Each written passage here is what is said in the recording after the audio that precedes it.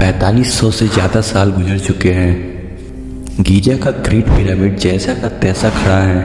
जब भी हमें अपनी आधुनिक टेक्नोलॉजी पर घमंड हो तो हमें वक्त में एक बार पीछे मुड़कर गीजा के इस महान पिरामिड को एक बार जरूर देखना चाहिए। यूँ तो पृथ्वी पर जगह जगह पिरामिड मौजूद है, लेकिन गीजा का ग्रेट पिरामिड रहस्यों से भरा पड़ा है। ग्रेट पिरामिड के रहस्य ने वैज्ञानिकों को हैरान कर रखा है और यह प्राचीन काल के 7 अजूबों में से एक है। दरअसल इजिप्ट में गीजा के कैरो शहर के पास 3 पिरामिड का एक समूह है, जिसमें से एक है द ग्रेट पिरामिड। ये पिरामिड इन तीनों में सबसे बड़ा और सबसे पुराना है।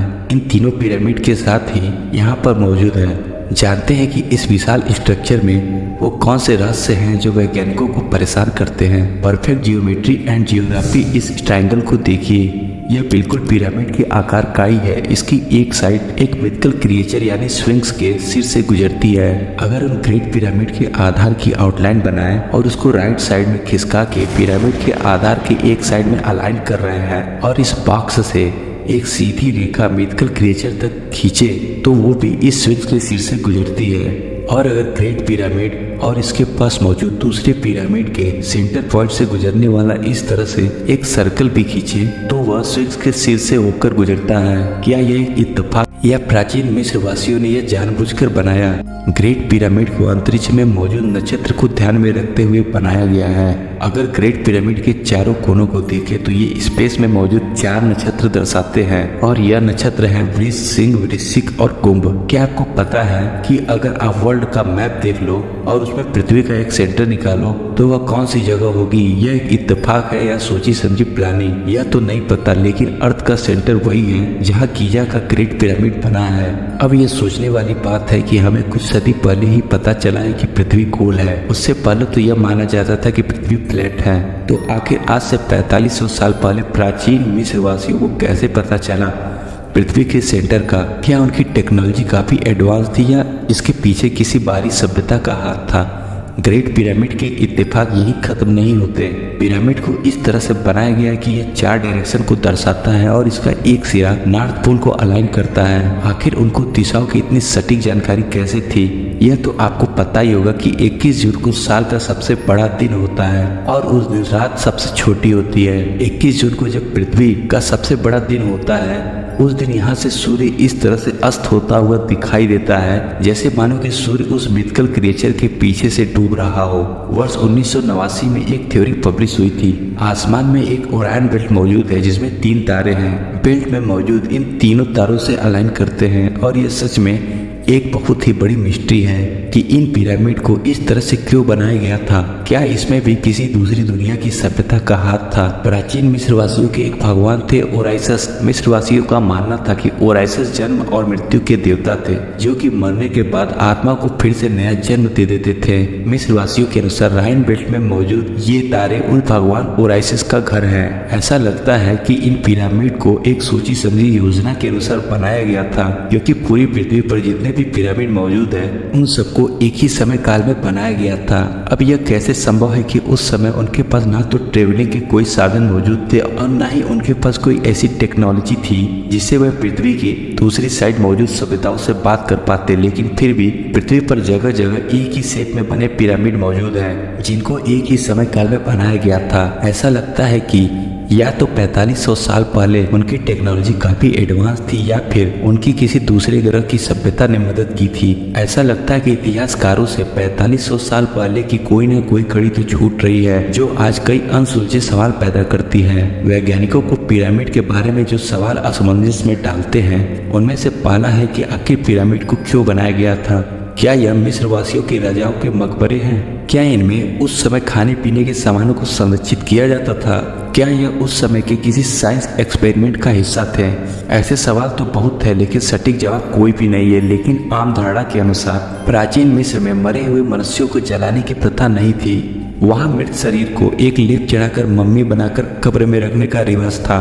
उस लेप की वजह से वे हजारों सालों तक सुरक्षित रह सकते थे। दरअसल प्राचीन मिस्रवासी ऐसा इसलिए करते थे क्योंकि उनका मानना था कि मरने के बाद भी इंसान का जीवन चलता रहता है। इसी वजह से उनके शवों के साथ वे लोग खाने पीने की वस्तुएं, कपड़े, बर्तन, गहने, हथियार, जानवर, वो सारी चीजें जीवन यापन के लिए जरूरी होती है, वह सब उनके साथ रखते थे।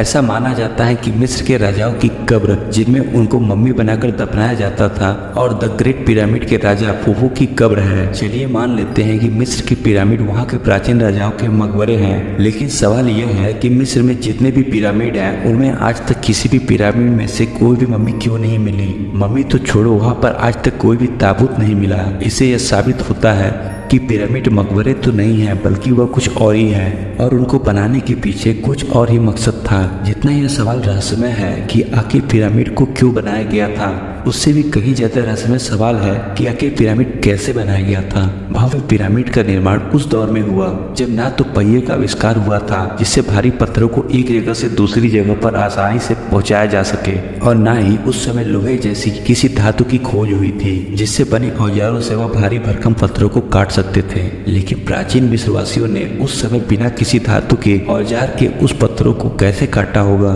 कैसे उनको तराशा होगा। उनको बिना पहिए के उन पत्थरों को एक जगह से दूसरी जगह कैसे पहुंचाया होगा। मैं आपको बता दूं कि ग्रेट पिरामिड का वजन 57,500 टन है। आपकी तुलना के लिए बता दूं कि आज की आधुनिक इमारत बुर्ज खलीफा का वजन महज 5 लाख टन है। तो आप अंदाजा लगा सकते हो कि ये कितना भारी है। आपको बता दें कि एफिल टावर बनने से पहले द ग्रेट पिरामिड इंसानों द्वारा बनाई गई दुनिया की सबसे ऊंची इमारत थी। यह पिरामिड 450 फीट ऊंचा है और इसका आधार 13 एकड़ में फैला है। आपकी तुलना के लिए बता दूं कि इसका आधार 16 फुटबॉल मैदानों जितने एरिया में फैला है। इसमें 30 लाख से ज्यादा चूना पत्थरों का इस्तेमाल किया गया, जिसका वजन 2700 किलो से लेकर 80,000 किलो तक है। सवाल यह है कि इतने भारी भरकम पत्थर बिना किसी क्रेन के इतने ऊपर कैसे पहुंचाए गए। आम धारणा के अनुसार ऐसा माना जाता है कि ग्रेट पिरामिड का निर्माण 20 सालों में पूरा हो पाया था, और भारी भरकम पत्थरों को पहाड़ों से काटकर लकड़ियों और रस्सियों से खींचकर लाया जाता था। ऐसा माना जाता है कि पिरामिड में लगे पत्थरों को 500 मील दूर से लाया गया था। यह सोचने में बड़ा ही साइंस फिक्शन लगता है कि सिर्फ 2.5 मिनट में ही इन भारी पत्थरों को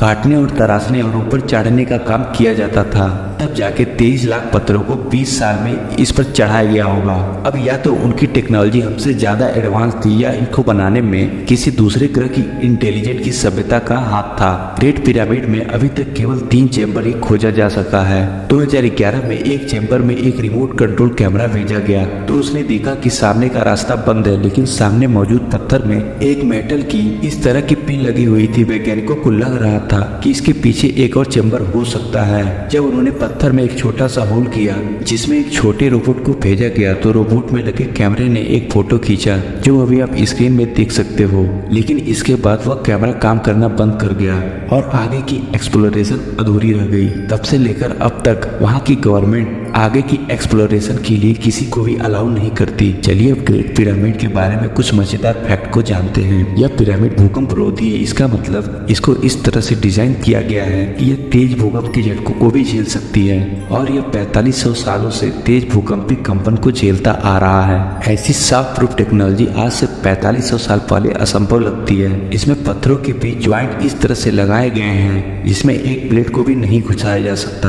12वीं सदी के अंत में इजिप्ट के एक सुल्तान अल अजीज ने गीजा के पिरामिड को तोड़ने की कोशिश की थी, लेकिन लगातार 8 महीनों तक जिन वर्कर ने पिरामिड को तोड़ने की कोशिश की थी, उन्होंने 8 महीनों में इस पिरामिड को इतनी क्षति पहुंचाई थी कि वह मुश्किल से एक दिन में 1 या 2 पत्थर ही निकाल पाते थे। फाइनली 8 महीनों बाद हार मानकर अल अजीज ने अपना फैसला बदल लिया और पिरामिड को तुड़वाना बंद कर दिया। उसकी इस कोशिश ने मेन कायर के पिरामिड पर यह बड़ा सा गड्ढा बना दिया। एक मॉडर्न थ्योरी के अनुसार ऐसा माना जाता है कि पिरामिड का इस्तेमाल इलेक्ट्रिसिटी बनाने में किया जाता था। इस थ्योरी के अनुसार यह कोई मकबरे नहीं बल्कि एक बड़े बड़े पावर प्लांट थे जिनसे इलेक्ट्रिसिटी जनरेट की जाती थी, और इस इलेक्ट्रिसिटी का उपयोग पूरे मिस्र में किया जाता था। क्या पिरामिड का निर्माण इलेक्ट्रिसिटी को जनरेट करने के लिए किया गया था? दोस्तों, पिरामिड के बारे में आपका क्या विचार है, प्लीज कमेंट में जरूर बताएं। अगर आपको यह वीडियो अच्छा लगा हो तो इसे लाइक करें और ऐसी मजेदार वीडियो के लिए चैनल को सब्सक्राइब करें, साथ ही बेल आइकन जरूर दबाएं।